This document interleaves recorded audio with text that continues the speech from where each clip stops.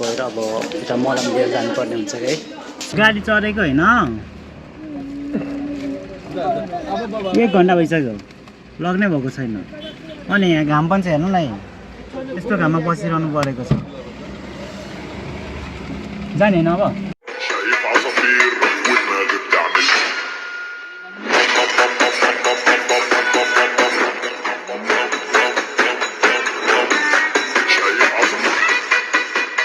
Back to my new blogs. आजको मेरो ब्लगमा पनि तपाईँलाई स्वागत छ गाइस। सो आज चाहिँ हामी सन्तोष दाई अनि म भएर चाहिँ आज लालगढ जानुपर्ने काम छ नि थोरै, सो त्यही भएर जानु लागेको। अनि अब चाहिँ हामी अटोलाई बोलाएर अनि जानुपर्ने हुन्छ जलजलसम्म। जलजलदेखि चाहिँ हामी मलमलाई भन्ने एउटा गाडीमा जानुपर्ने हुन्छ।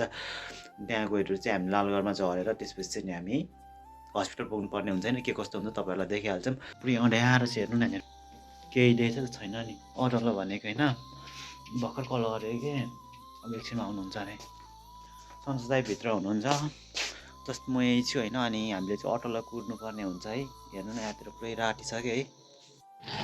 सो फाइनली अटो पनि आयो होइन। अब चाहिँ हामी जानुपर्ने हुन्छ। हाम्रो आमा चाहिँ यहाँनिर हेरिरहनु भएको छ है। सो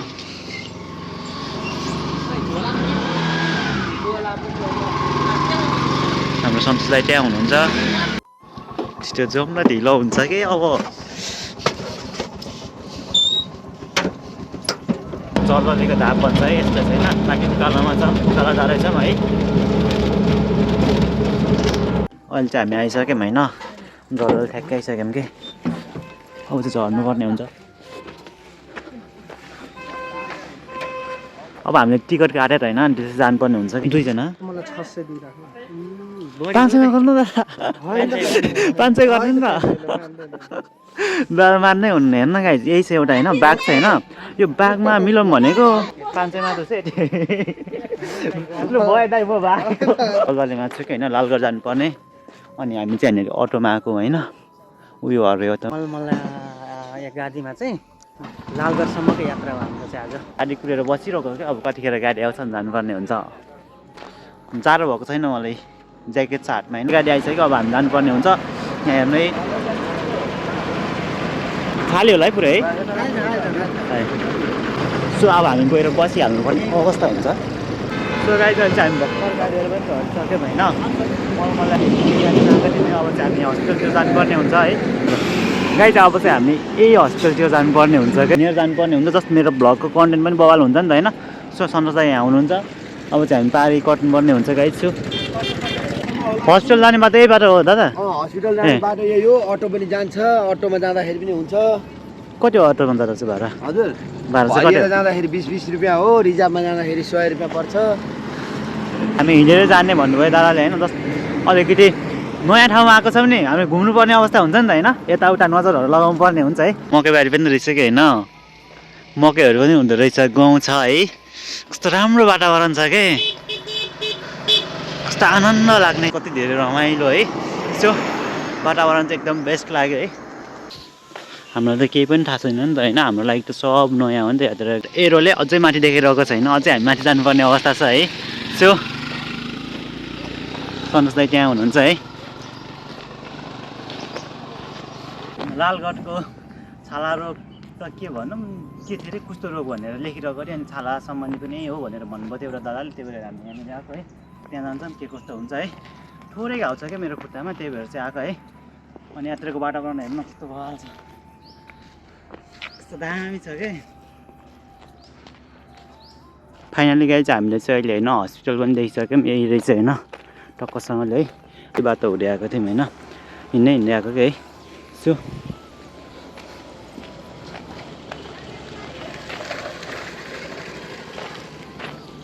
टिकट लिने समय अरे हेर्नु त गाई चाहिँ आइतबारदेखि बिहिबारसम्म होइन। अनि बिहान 8:30देखि चाहिँ दिउँसो 2 बजीसम्म रहेछ क्या है। अनि शुक्रबार बिहान 8:30देखि 11 बजीसम्म मात्रै शुक्रबार चाहिँ होइन। सो शुक्रबार चाहिँ गाईतिर पनि जानुहुन्छ अरे भनेर जस्तै सुनिरहेको थियो होइन। त्यही हो। अनि यहाँतिरको वातावरण चाहिँ यस्तो छ हेर्नु है। सन्तोष दाइले चाहिँ पुरी तरकारी भन्थ्यो उहाँतिर हेरेको हेरेको छैन। पुरी नै भनेको छैन नि त है। सो दाइले बनाउँदै हुनुहुन्छ कतिखेर बनाउनु हुने हो है। हामी चाहिँ वेट गरिरहेको छौँ है। दाइहरू पनि आउनुभएको रहेछ क्या दिनेश दाइहरू होइन।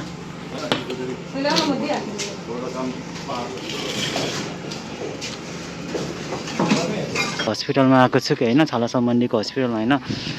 सो अनि त्यहाँ 22 नम्बरमा जानु भनेर छ, टिकट काटेपछि त्यहाँनिर गएर वेट गरेको होइन। डक्टर पनि हुनुहुन्न क्या, अघि एकछिन आउनुभएको थियो, फेरि गायब हुनुभएको छ है। कतिखेर आउनुहुन्छ अनि त्यसपछि मेरो पाला आउँछ।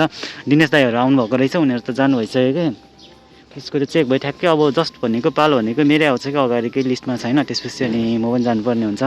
दादा चाहिँ त्यहाँनिर लाइनमा राखिदिइरहेको छु कि सन्तोष दादाहरू चाहिँ।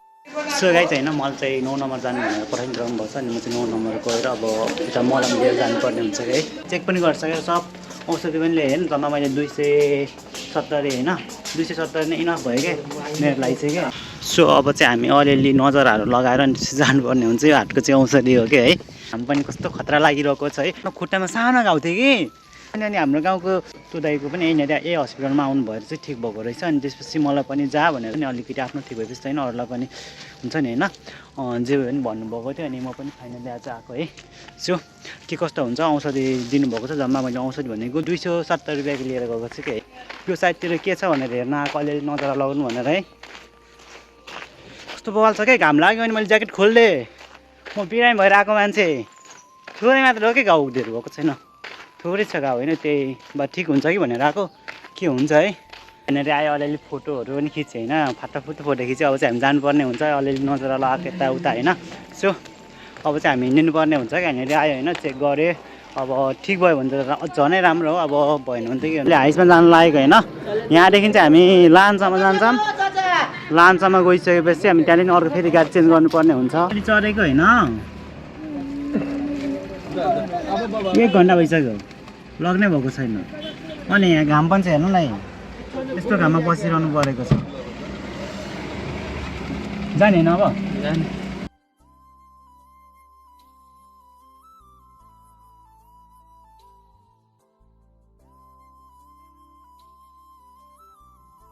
गाडी चाहिँ हामी चाहिँ लानमा झरिसक्यौँ होइन। अब हामी गाइडको लागि हिँड्नुपर्ने हुन्छ, कुन गाडी जान्छ त्यो पनि थाहा छैन हामीलाई।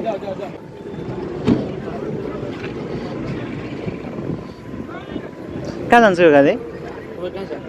गाईको जानु लागेको हजुर।